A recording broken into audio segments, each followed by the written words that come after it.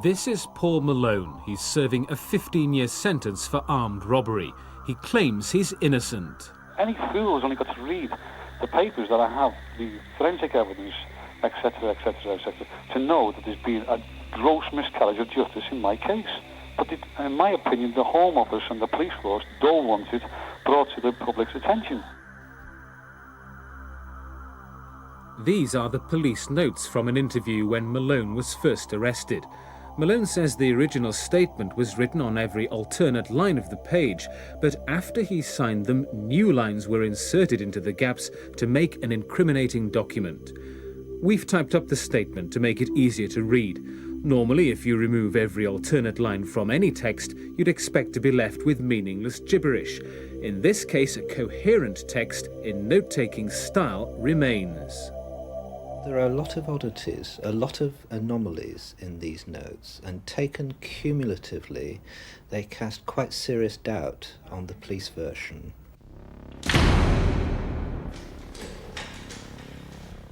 Scarcely a month goes by without miscarriages of justice hitting the headlines. Tonight, OpenEye examines new scientific evidence that throws serious doubt on the safety of the conviction of Paul Malone from Liverpool.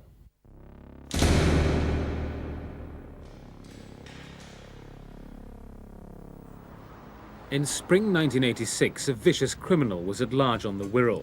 His crimes were quick, effective and violent. The robber would strike at lunchtime, waiting until only female staff were on duty. In 1 month, he struck 4 times, stealing more than £10,000, seriously assaulting 3 women in the process.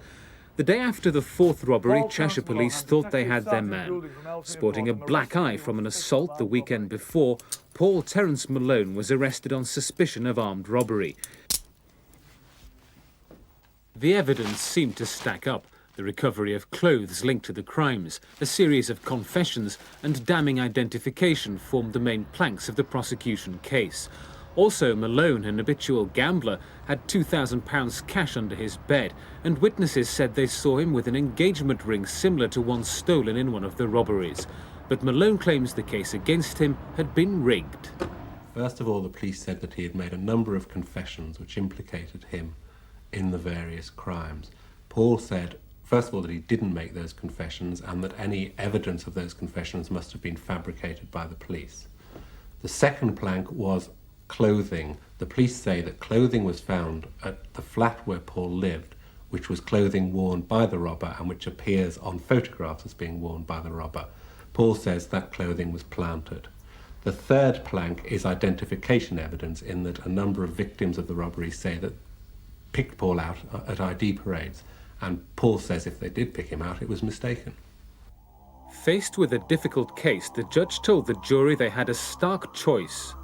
Either the defendant is giving a completely untrue account, or the police officers, almost all of them, have given evidence which is completely untrue and committed perjury to try and secure a conviction. The judge may have overstated the case, but the jury chose to believe the prosecution.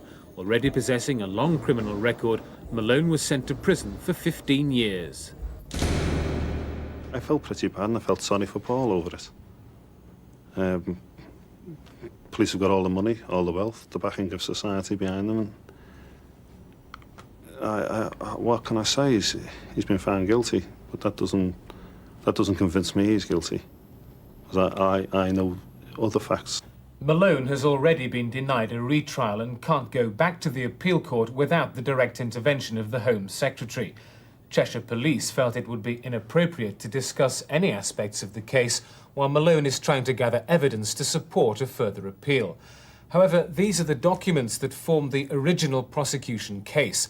From them, we've been able to piece together the police version of what happened.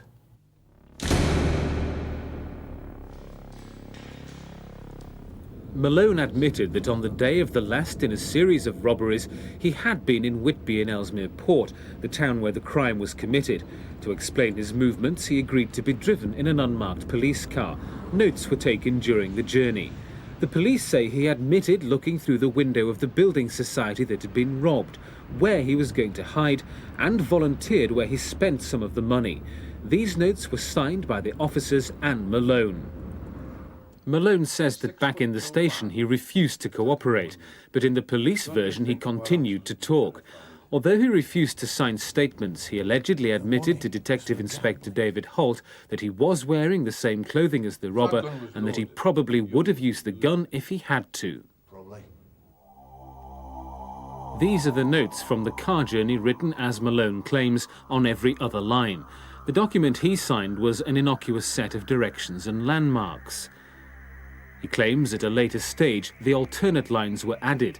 It's only these that contain Malone's damning admissions, like when he looked in the window of the building society that was robbed, where he was going to park and hide after the robbery, and where he spent some of the stolen money. In 1987, before the original trial, Home Office forensic scientist Paul Rimmer was asked by the police to verify Malone's signature. A year later, Malone instructed Mr. Rimmer to re-examine the document, this time looking at the text. It's usual to start writing at the top of the page. As you move down, ink from a lower line can occasionally overlay ink on the line above.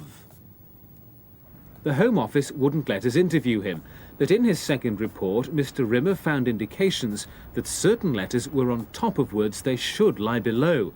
Different writing size and indentations on the disputed lines led him to conclude entries roughly corresponding to alternate lines have been added. Malone took this new evidence to the appeal court. The judge's response was dismissive. They said even if Malone's supposed admissions in the car had been forged, it would have made no difference to the case. Permission for a retrial was refused. Reports on police notes from academics at Birmingham University had been important in exposing the activities of the now disbanded West Midlands Serious Crime Squad. Malone's defence asked the Birmingham experts to examine the original handwritten notes made by the police. There were various aspects of them that looked a bit peculiar. If you went through it from the point of view that there'd been a basic text and then things added to it, you could see that the handwriting looked different in the cases of the things that had been allegedly added. And then the things added are indented in a way that the supposed original text wasn't. If we take the part of the text that Mr. Malone says is authentic, it actually makes a coherent text. In other words, we are taking every other line out of the statement and it becomes coherent. I've never seen a written text before where one could do that. And the second point is that if we compare the parts of the text that Mr. Malone says are authentic with the parts that he says are inserted, we can see there are two different grammars. The reports from the two academics were sent to the appropriate government departments.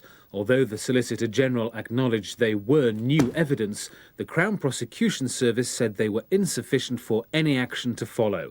The Home Office agreed. Their response was simply, we've looked into the matter and raised the points and investigated the points that have been raised, and we're not convinced that there's enough of a case to go back to the Court of Appeal. I mean, is that a logically sustainable position? Well, one problem is we never know what other evidence they have collected. We do now know that they do have in their possession a report from a Dr. Baxter. Peter Baxter declined to be interviewed by OpenEye, and we were not allowed to see his report commissioned by the Director of Public Prosecutions. However, we know that he believed the most important observations to be made about the document concern markings in the ink called striations. These striations, or stripes, can only be seen under high magnification and are caused by tiny imperfections in the ball housing of the ballpoint pen. He says that as the striations are the same all the way through the report, the disputed lines could not have been written at a different time. I'd say that this is a new technique that I never heard of before. I'd say that one should only use safe techniques.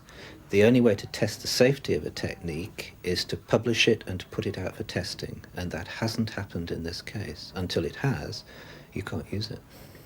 Paul Rimmer, the leading handwriting expert in the Home Office, also says that examining striations isn't a recognised technique. We approached 6 independent handwriting experts. They said that the comments about striations should be balanced against other factors before it would be safe to say that a document was free of additions. One relatively new technique that has been tried and tested in recent cases is electrostatic deposition analysis, ESDA for short. The document is sandwiched between a metal plate and cling film. An electric charge is then passed over the document. Carbon particles are then sprinkled over the top of it. Any indentations on this page made from writing on the page above will be shown up.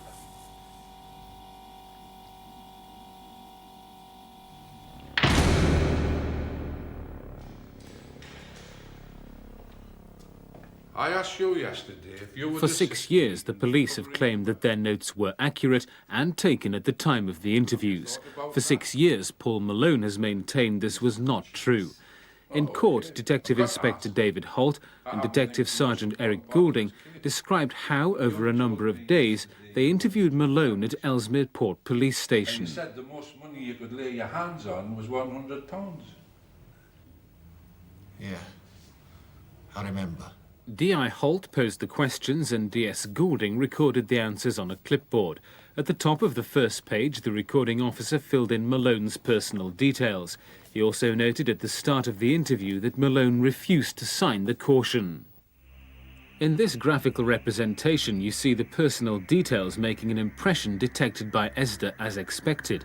You would expect to find impressions from the interview itself, but there is no trace of them. This is a clear indication that the notes were not made in the way the officers claimed in court. Okay. But perhaps the most disturbing result from the ESDA test is evidence that 3 statements were rewritten. Remember that ESDA reveals impressions from writing on the page above. The original writing and the image on the following page should be an exact match of each other. In this graphical representation, you see the date and time written in their boxes. Instead of showing through exactly on the next page, the figures are displaced. Even taking the movement into account, the lettering is slightly different, suggesting it was written by the same person at a different time. Only one version was shown to court. On another statement, we see the same effect with the heading details. Also, the words Pauline, then I used her brown capri, are written on page 2. Their impression is found on the following page, but again the lettering is slightly different, implying another version not shown in court. All the other indentations on this page appear to have come from an interview conducted the day before. Now, if this is the case, it's important, because if the back of the first page of the interview was rewritten, it must mean also that the front of the first page of the interview was rewritten. And this is quite a lot of rewriting. But that's not all. Mr. Davis found notes written on earlier days showing through in the middle of later statements, and signs that words had been written closely together so that new sentences or paragraphs could be inserted later. In all, Tom Davis found 16 unexpected inconsistencies. In these interview notes, there are a lot of anomalies. Most of them are quite small anomalies, but they mount up. And what they mount up to is, I would have thought, quite serious doubt on the validity of these interviews.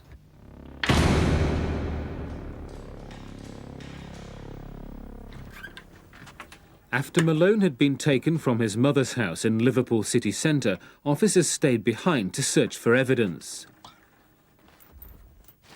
Crucially for the prosecution case, they found clothes which matched the descriptions given by witnesses at the scene of the crime. There could be no doubt who owned them, as the prosecution claimed documents belonging to Paul Malone were found in the pockets. Malone says these clothes did not belong to him. Before his trial, the police did give Malone the chance to try on the clothes. He refused, he says, because he didn't want to leave traces of hair or perspiration which could have tied the clothes to him later. Last month, for the first time since his arrest, Malone tried on the clothes. The tests at Franklin Prison, Durham, were supervised by officers from Cheshire Constabulary Complaints and Discipline and conducted by an independent forensic expert. We've tried the trousers on Paul as he stands at the moment, and we've compared the result with the one decent photograph of the offence in progress, and the effect is entirely different. The trousers in the photograph come down to meet the top of the shoes, and also, as far as one can see, below the level of the coat, seem relatively slack on the wearer. This is entirely different to the way they appear on Paul at the moment. Assuming that Paul is roughly the same size now as he was then, either the trousers aren't the one in the photograph, or the person wearing the trousers in the photograph is not Paul. Dr. Woods has examined trousers belonging to Malone at the time of his arrest and concluded that he's not grown since then. He also notes that in the photo from the robbery, the trousers are too tight on the thigh for Malone, and that shoes the police claim belonged to him were too small. At the original trial, a chiropodist who examined Malone's feet and the shoes seized by the police said there is little, if anything, that could point to Mr. Malone wearing the shoes on a regular basis.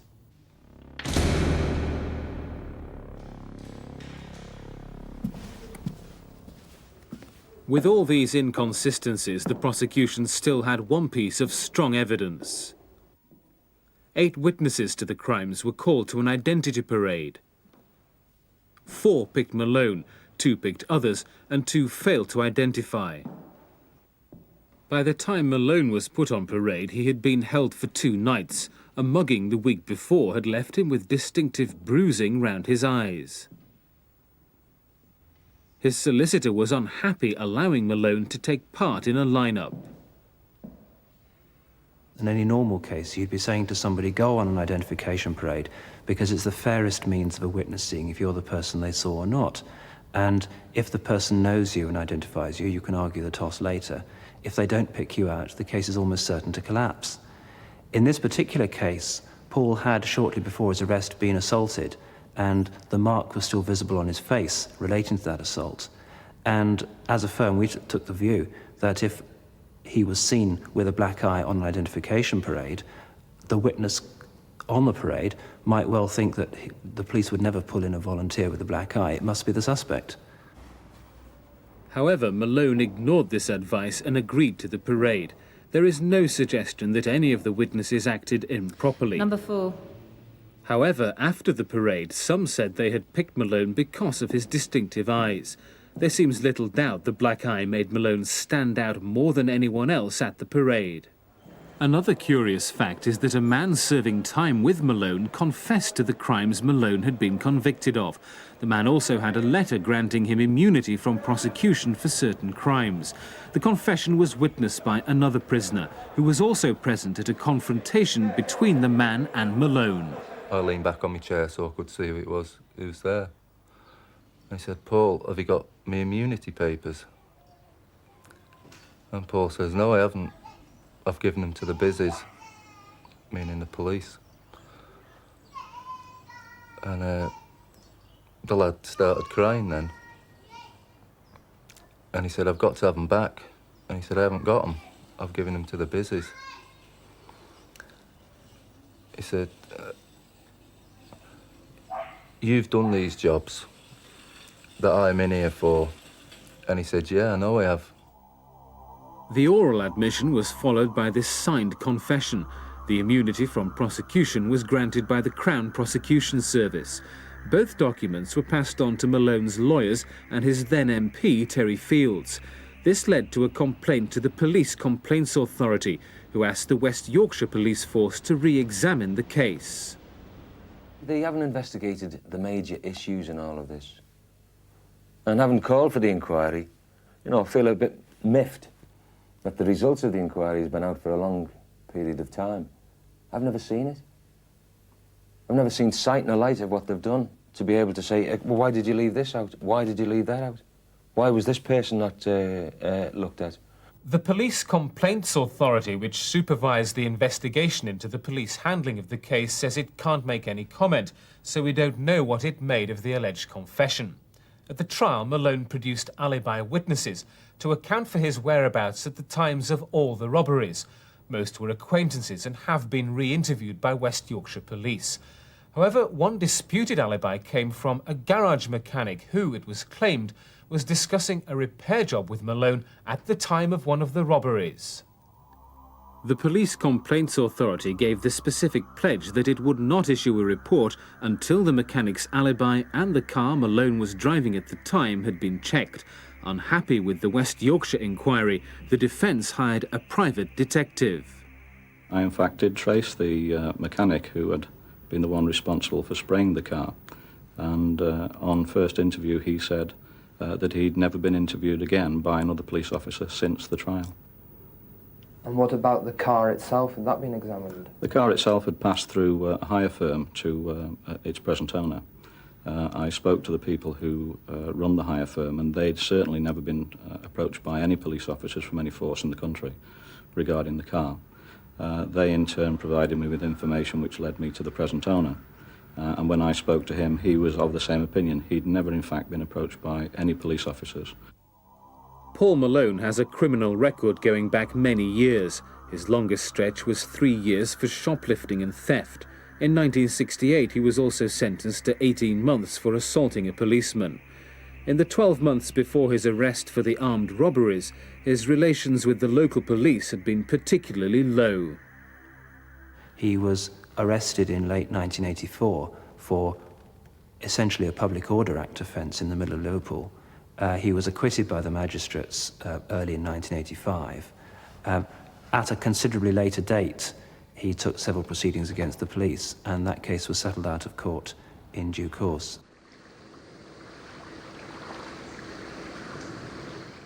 The final payment from the police to Malone was £1,500. Before this case, Malone had also made various allegations about police harassment. These were all rejected by the police. Malone has already had one request for a retrial denied by the appeal court judges. Even with the new evidence, he is not allowed back to the Court of Appeal without the direct intervention of the Home Office. What we are going to do is resubmit an application to the Home Secretary asking him to refer the case back to the Court of Appeal. We'll be putting all the new evidence in, and we hope, of course, that when the Home Secretary has had a look at the new evidence, that there will be a change of mind and that the case will be referred back to the Court of Appeal. Are you certain that that'll happen? It's impossible to be certain that that will happen, largely because, as I see it, the Home Secretary's decisions on cases of this type are motivated more by pressure that is put on him than by the merits of the case. We'll never know exactly what happened when these crimes were committed in 1986. But we do know that a judge and jury has never heard a full defence, including the new scientific evidence, casting grave doubts on some aspects of the prosecution case. The Home Office told OpenEye they're satisfied that the conviction against Paul Malone is safe. Tonight, a copy of this programme is on its way to the Home Secretary. I hope that justice is not only done but seen to be done, and this evidence is not brushed aside and treated as so much trivia. Because a man's life is at stake here. You can get justice, or whether things can be sorted out, feelings once they're hurt, especially that, I mean, well, she's gone now, she doesn't feel anything now. That cannot be repaired. My sister, she's gone. Her feelings, she can't be hurt anymore. It can make it up to the rest of the family. Like, if Paul was given a retrial, a fair retrial, and this evidence was brought up, we think he'd be found not guilty. At our request, forensic scientists have examined a security photograph of one of the robberies in progress. The results, only published today, seem to throw more weight behind Malone's claim that he is innocent. Using fixed points such as the door frame and working back to establish the position of the camera, they've calculated the attacker's height. The information available suggests that, including shoes and a hood, the robber could be as small as 5 feet 8.5 and no taller than 5 feet 11.75. Even without shoes, Paul Malone is 6 feet 1.5. Even to this day, every time my cell door opens, I honestly believe the officers or the person who's opening that door is going to say, "Come on, Mr. Malone, it's all been a big mistake, we're letting you go." And even to this day, I still feel that.